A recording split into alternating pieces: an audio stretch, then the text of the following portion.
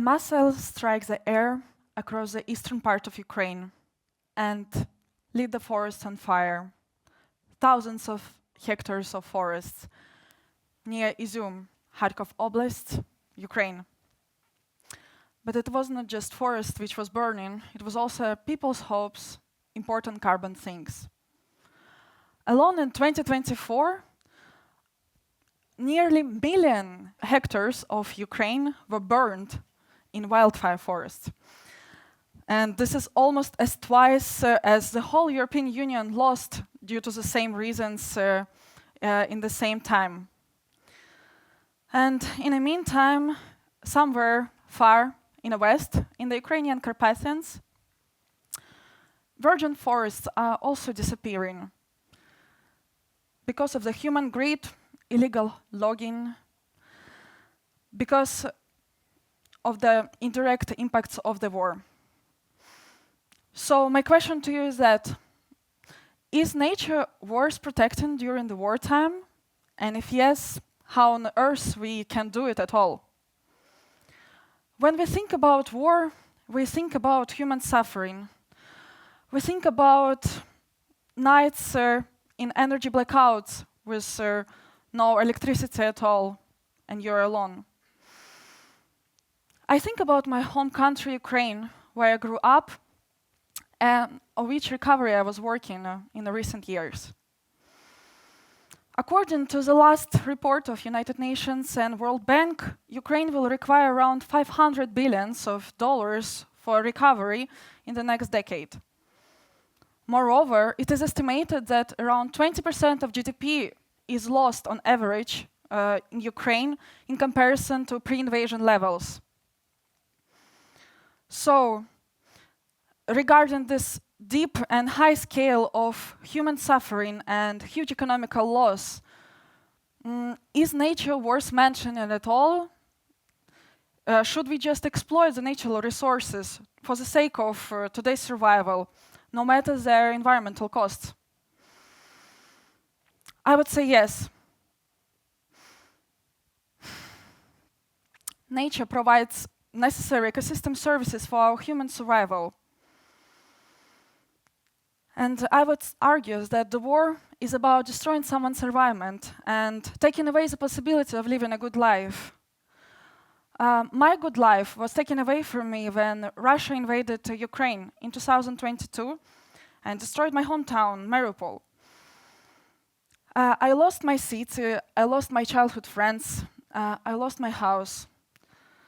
And more deeply, I lost the connection to the soil of my roots. I lost the trees I planted in our summer house when I was 5. I lost the sites of ancient people where we went with my parents every summer, near Mariupol in stepping zones. And moreover, I lost my favorite sea on the planet, Azov Sea. It all destroyed, occupied, or poisoned right now.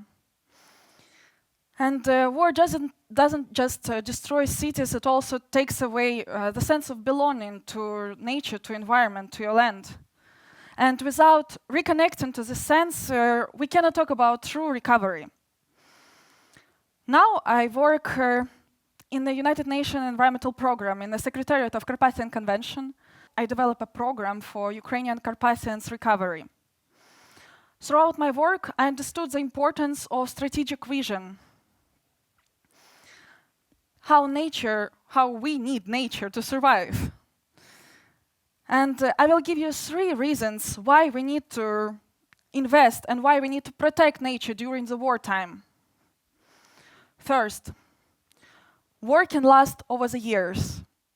And when some might say that talking about protection of the nature is a luxury, we can worry about it later.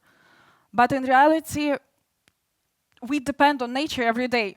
Our tomorrow depends on nature and ecosystem services. For example, according to our World Food Program, around 5 million in Ukraine are in deep and acute food uncertainty situation. Agriculture depends on healthy soils, depends on the health of the forest, of the biodiversity, of the waters, And without restoring these ecosystems, we cannot talk about the well-being of people, and we cannot talk about the recovery. Second, we need to protect the nature during the war because economic numbers just say so. Every dollar invested in the ecosystem restoration, as research shows, is producing around $7 of economic value.